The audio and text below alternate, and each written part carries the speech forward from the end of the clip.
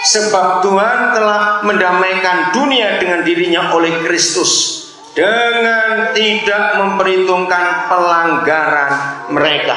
Maka kita pun harus begitu kepada saudara kita yang lain. Amin. Ampuni tanpa kita mengingat-ingat lagi semua kesalahan. Baca lagi sama-sama kalimat terakhir 19. 1, 2, 3. Ia telah mempercayakan berita pendamaian itu kepada siapa? Kepada kami. Jadi kita adalah pelayan-pelayan pendamaian itu. Ayat 20 saudara, diulangi lagi. Jadi kami ini adalah apanya? Utusan Tuhan Kristus. Seakan-akan Tuhan menasihati kamu dengan perantaran kami. Dalam nama Kristus kami meminta kepadamu, berilah dirimu didamaikan dengan Tuhan. Jadi kita harus menjadi pendamai-pendamai itu, saudara. Kita mengampuni orang, enggak cuma mengampuni tapi membenarkan. Menganggap orang itu tidak pernah berbuat salah. Ayo kita mulai berubah hari ini.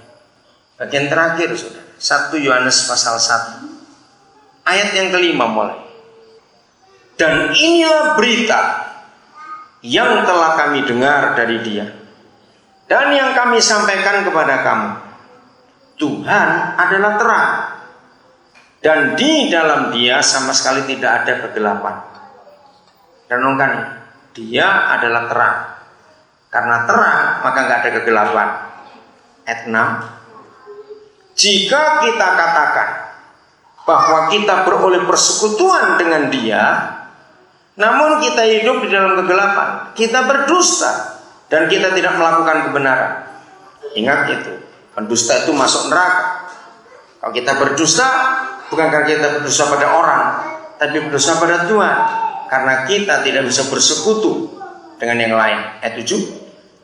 Tetapi jika kita hidup di dalam terang, sama seperti Dia ada di dalam terang, Roh Kudus jamah kami dalam nama Yesus, supaya bagian ini kami sadari sepenuhnya dalam nama Yesus. Saudara, ini penting. Maka kita bagaimana? Beroleh apa? Persekutuan dengan siapa? Seorang dengan yang lain. Saya ganti. Ini penting sekali. Maka itu kenapa di gereja penuh kemunafikan, hubungan sesama kita penuh kemunafikan, karena ayat ini kita langgar. Begitu kita hidup di dalam terang, sama seperti Yesus dan Bapa di surga adalah terang, maka otomatis, maka dengan sendirinya kita memperoleh, kita bisa, kita punya, kita mampu bersekutu dengan siapa saja. Dengarkan ini baik-baik, saudara. Lagi sekali, kenapa di gereja penuh kemunafikan? Karena kita adalah orang munafik. Di mana kita munafik? Karena kita tidak bisa bersekutu dengan yang lain. Jadi kalau kita ini mengaku benar karena dibenarkan, tapi kita tinggal di dalam gelap karena kita tidak mau mengampuni, maka kita tidak memperoleh persekutuan dengan saudara kita yang lain. Coba lihat, kalau saudara belum mengampuni saudaramu, tiba-tiba terpaksa karena keadaan, saudara di satu pesta misalnya, semua sudah penuh tempatnya, satu-satunya tempat yang kosong adalah kursi di depan musuh saudara itu. Kira-kira saudara duduk di depan orang itu bagaimana? Jawab, duduknya gimana kira-kira sikapnya?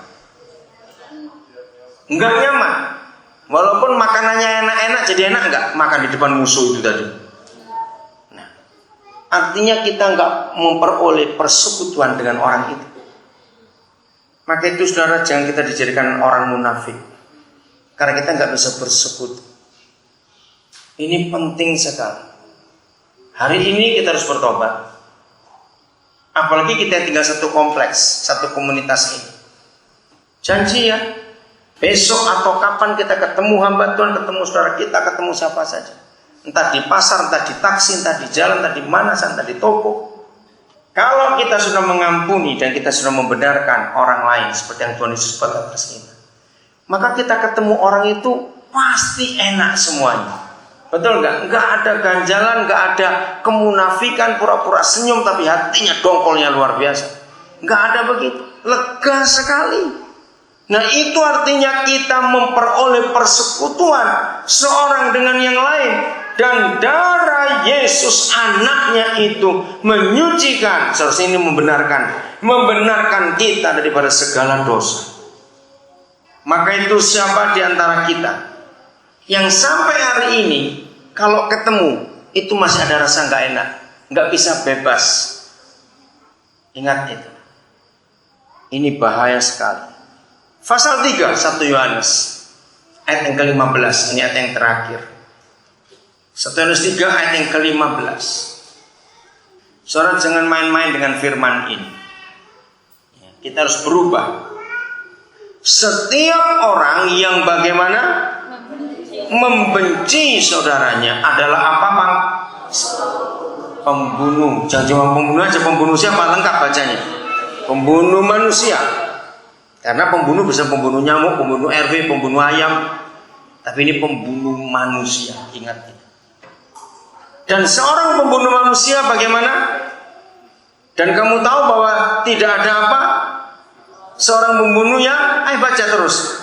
Yang tetap memiliki hidup yang kekal dalam dirinya. Berarti walaupun dia pendeta, dia majelis, dia penginjil, dia Kristen yang aktif, kalau dia pembunuh manusia, berarti dia ke neraka atau ke surga kalau mati? Ke neraka. Ingat itu. Maka itu jangan kaget kalau ada berita di neraka banyak pendeta, banyak majelis, banyak orang Kristen. Jangan kaget. Karena kalau kita tidak berzina, kita tidak mencuri, kita tidak merampok, ya. Mungkin juga berkata, aku nggak dendam, aku nggak benci, tapi malas ketemu, sama saja, itu pembunuh juga. Ingat itu baik-baik. Maka itu saudara kata memperoleh persekutuan seorang dengan yang lain.